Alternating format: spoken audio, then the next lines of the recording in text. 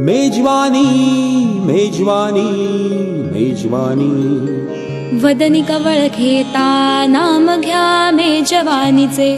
खमंग मेजवानी देशस्थ कोकणस्थ ग्रामस्थ समस्त सिकेपी मालवणी आगरी आणि कोळी. मेजवानी मेजवानी मेजवानी व्हेज नॉन व्हेज चमचमीत झणझणीत कोशिंबिरी आणि चटणी. जिभेला सुटलंय पाणी. मेजवानी मेजवानी मेजवानी खमंग मेजवानी. याला जेवायला. नमस्कार प्रेक्षक हो, खमंग मेजवानीच्या खमंग भागामध्ये मी सुषमा पोद्दार आपल्या सगळ्यांचं मनापासून स्वागत करते. आज आपण आलेलो आहोत sea view society sector 44A seaweed येथे आणि आपल्यासोबत जी मैत्रीण आहे तिची आपण ओळख करून घेऊया. नमस्कार. नमस्कार. स्वागत खमंग मेजवानी. धन्यवाद. बरं, तुमचा परिचय आमच्या प्रेक्षकांना करून द्या. माझं नाव सरिता भोयर आहे. मी मूळची नागपूरची राहणारी आहे. आता आम्ही मुंबईला तिथे स्थायी झालो आहे. अच्छा, आता सीवूडला तुम्ही. हो, सीवूड. बरं, तुमचे कुटुंबीय पण इथे आहेत. हो ना. त्यांची ओळख करून द्या. हा माझा मुलगा आहे. अच्छा.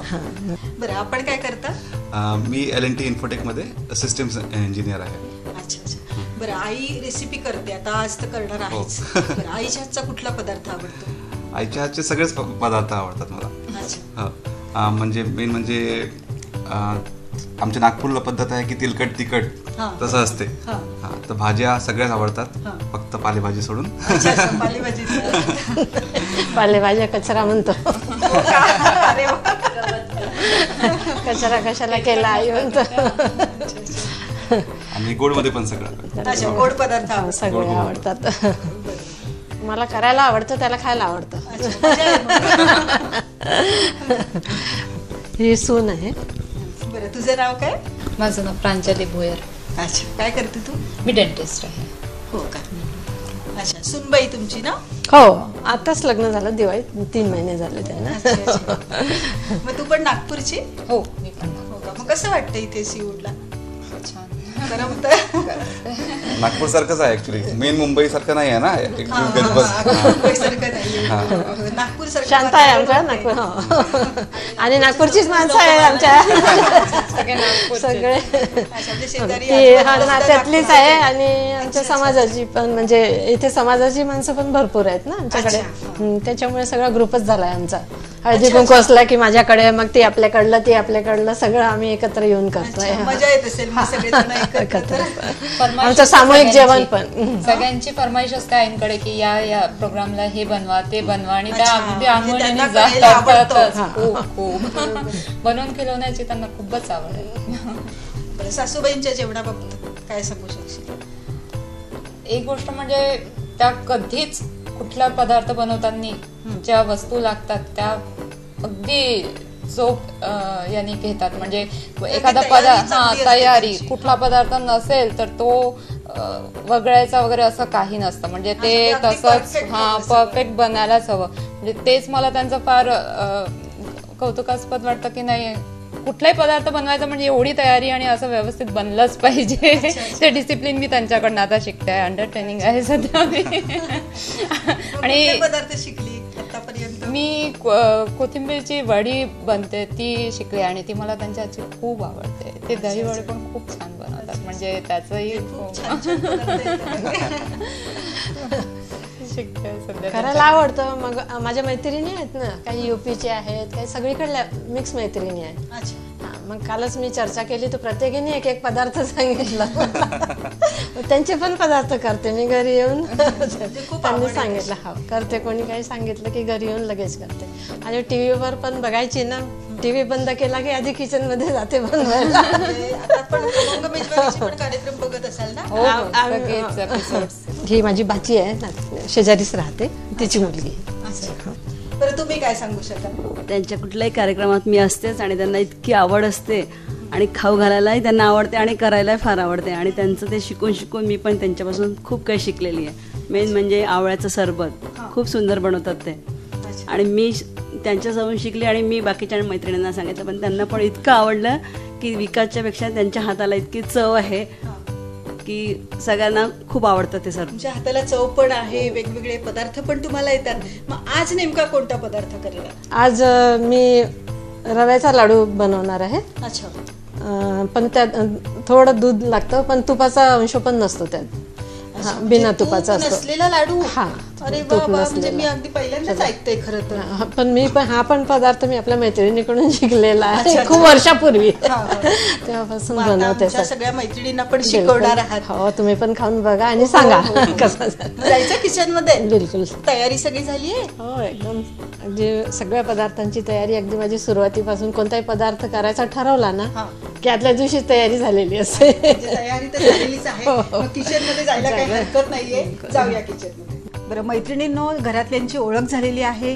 छान छान पदार्थ त्यांना येतात आणि खाऊ घालायला पण खूप आवडतं हे समजलंय. आणि आज आपल्याला एक वेगळा लाडवाचा प्रकार शिकवणार आहे की ज्याच्यामध्ये तूप नसणार आहे. तर आपण साहित्य जाणून घेऊया त्यांच्याकडूनच. काय काय घेतलंय साहित्य आपण? लाडू बनवण्याकरता बारीक रवा आहे, खोबऱ्याचा किस आहे, काजूचे तुकडे, पिठी साखर, वेलची पावडर आणि दूध. हा पण टिपिकल नागपुरी पदार्थ आहे. रव्याचा लाडू प्रत्येक सणांमध्ये होतो. पण आता मुलं खात नाही आजकाल, जरा मागे पडलाय. नवीन नवीन पदार्थ निघाले ना. आणि हा थोडा वेगळा आहे, याच्यात तूप नाही. तर याच्याकरता पदार्थ घेतले आपण हे रवा, खोबऱ्याचा किस, पिठी साखर, साहित्य पण अगदी थोडंसंच आहे. थोडंसं आणि झटपट होतो आपण पदार्थ, काही वेळ लागत नाही. बरं, मग याच्यासाठी हा जो रवा घेतलाय हा असा बारीक याच्यासाठी बारीक रवा घ्यायचा आहे. बरं. आणि हे खोबरं घेतलंय, डेसिकेटेड कोकोनट आहे. मग इथे ओलं खोबरं वगैरे चालतं का? चालेल ना, ओलं खोबरं सुद्धा आपण घेऊ शकतो. तो पदार्थ फार टिकत नाही, मग ओलं खोबरं असलं की त्याला लवकर बुरशी लागते ना. पण तूप सुद्धा नाही घेतलेलं, दूध आहे त्याच्यामध्ये, म्हणजे फारसा टिकणार तसं नाहीच आहे. बरं, मग आता काय करायचं सगळ्यात? आता हे सगळं आपण मिक्स करू. याच्यामध्ये रवा. अच्छा, आपण इथे 1 वाटी रवा घेतलाय. आणि हे किस आहे, हा पण 1 वाटी खोबऱ्याचा किस, डेसिकेटेड कोकोनट घेतलं आपण. हे सम प्रमाणात घ्यायचं का? हो हो, 1 वाटी. यात थोडं ओलसरपणा यायला दूध. अच्छा.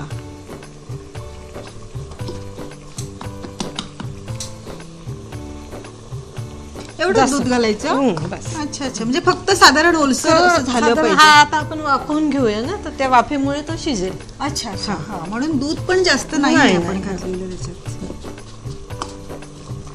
आपण कुकर मध्ये पाणी घातलं. अच्छा. त्यात एक भांड ठेवलं, त्यात हा मिक्स करून घालायचं.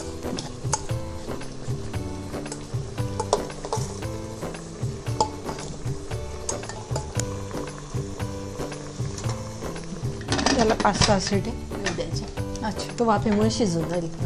बरं, आपण हे मिश्रण जे वाफवायला ठेवलंय त्याच्यामध्ये आपण 1 वाटी रवा घेतला, 1 वाटी डेसिकेटेड कोकोनट घेतलं आणि फक्त ते भिजेल इतपत, म्हणजे साधारण 2 चमचे आपण दूध घातलं आणि हे मिश्रण आपण आता वाफवायला ठेवलेलं आहे. बरं, आता किती वेळ लागणार आहे याच्यासाठी? 4-5 शिट्या झाल्या की ते शिजेल. अच्छा, म्हणजे आता हे मिश्रण शिजायला आपल्याला थोडा वेळ लागणार आहे. आपण घेऊया तोपर्यंत एक छोटासा ब्रेक. कुठेही जाऊ नका, पाहत रहा खमंग मेजवानी.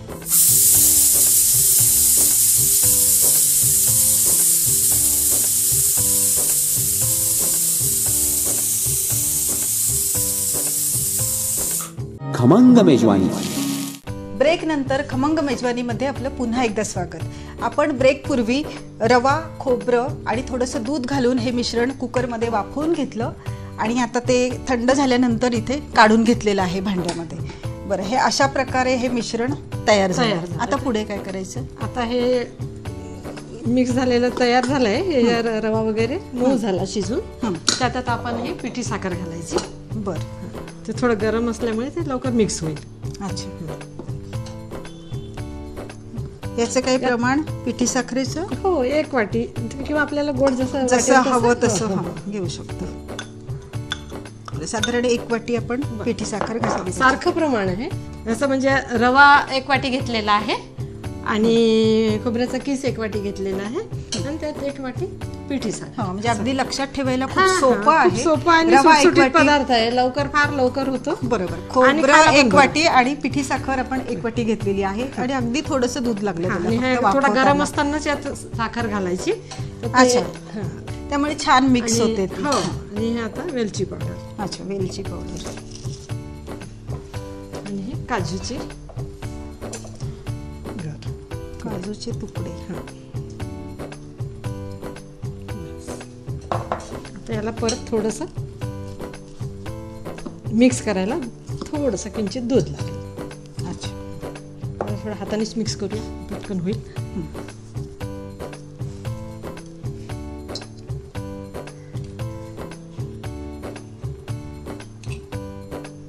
लागेल तसं घालायचं थोडं. अच्छा.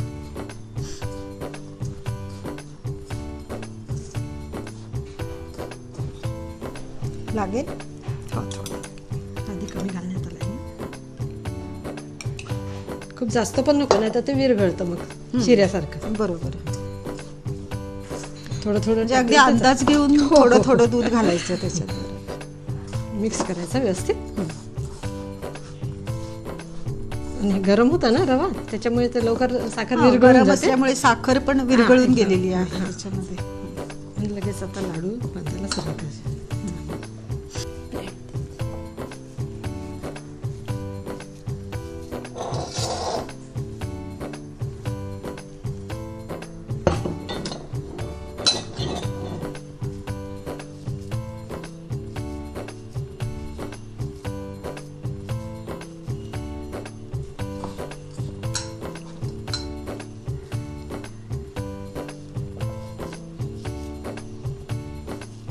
हा लाडू आपला तुपाच्या लाडवापेक्षा पण व्यवस्थित वाटतो खायला. अच्छा, म्हणजे चांगलं असं नाही की तूप नाही आहे काहीतरी हे झालं तर चवीला. हा, बरोबर. कारण छान तुपाचा वाटतं. लाडू खायची हो, हो, सगळ्यांना हो. सवय असते. लहान त्यामुळे मुलांना पण कदाचित वेगळा आवडतं आणि वाटू तूप शकतो. कमी असल्यामुळे मोठी माणसं पण खाऊ शकतात. अच्छा. पण एवढंच आहे की फार काळ टिकत नाही. बरोबर. लगेच बनवायचे, लगेच खायचे. कारण दूध असतं त्याच्यामध्ये ना. तूप नाहीये आणि तूप दूध नाही. घातलेलं आहे हा. शिवाय त्याच्यामध्ये. बरोबर. पण बनवायला असं त्रासदायक नाहीये, लवकर बनतं त्याच्यामुळे खायला चविष्ट वाटतो. अच्छा, अच्छा.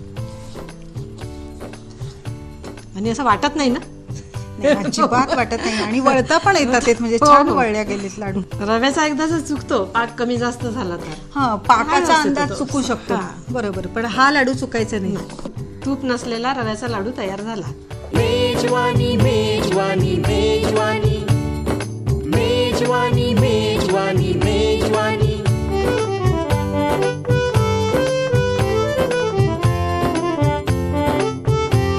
मेजवानी, खमंग मेजवानी. हे झाले आपले रव्याचे बिना तुपाचे लाडू तयार. आता तुम्ही खाऊन बघा आणि सांगा कसे झाले तर. हे तुपाच्या लाडवापेक्षा जास्त चांगले होतात आणि याच्यात रिस्क नसते. तुपाचे लाडू करताना तुपात भाजल्या गेले पाहिजे, बरोबर. पाक बरोबर झाला पाहिजे.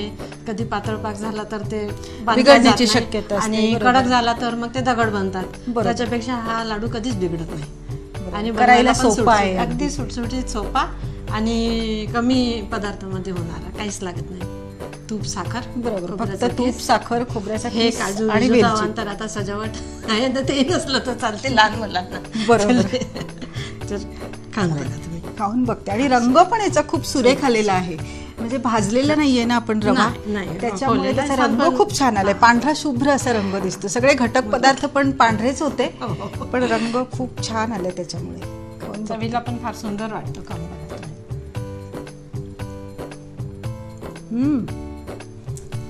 मस्त झालंय छान झाले? अगदी. आणि असं वाटतच नाहीये की याच्यामध्ये तूप नाहीये. छान होतात ते लाडू. किंबहुना तुपाच्या लाडवापेक्षा पण हा छान झाला तुम्ही म्हटल्याप्रमाणे. फक्त त्याची एवढीच कमतरता आहे की हा जास्त दिवस टिकत नाही. परंतु फ्रीज मध्ये ठेवला 3-4 दिवस टिकवायचा टिकतो. कशाला? हा, नाही. ते लगेच खाऊन टाकायचे. टिकवायची गरजच नाहीये. इतके छान लाडू झाले. आणि एवढे लवकर होतात की आपण रोज पण बनवू शकतो. तेच ना, म्हणजे तयारी नसते फार तयारी पण रवा आणि लागत साखर नाही. असला की झटपट झालं. होतं, कमी साहित्यामध्ये अगदी, होतंय अगदी. आणि शिवाय केव्हाही बिघडायची बनवतात. शक्यता नाहीये. हा. तेव्हा आता काय आमची मुलं लहान होती ना, डाळ भाताचा वरण भाताचा कुकर लावला की रवा ठेवून द्यायचा आणि घे लाडू. बरोबर आहे. हा पण उपाय चांगला आहे. म्हणजे अगदी आपल्या एका कामामध्ये दुसरं सुद्धा काम होऊन जातं. म्हणजे झटपट होतात. वरण भात पण लावायचा आणि इकडे लाडवाची पण तयारी होऊन जाते. खरोखर छान लाडू झालेले आहेत. आमचे प्रेक्षक देखील जरूर करून बघतील. आणि प्रेक्षक हो, तुमच्याकडे देखील अशाच मस्त मस्त रेसिपीज असतील, आमच्या कार्यक्रमामध्ये सहभागी व्हायचे असेल तर लिहायला विसरू नका.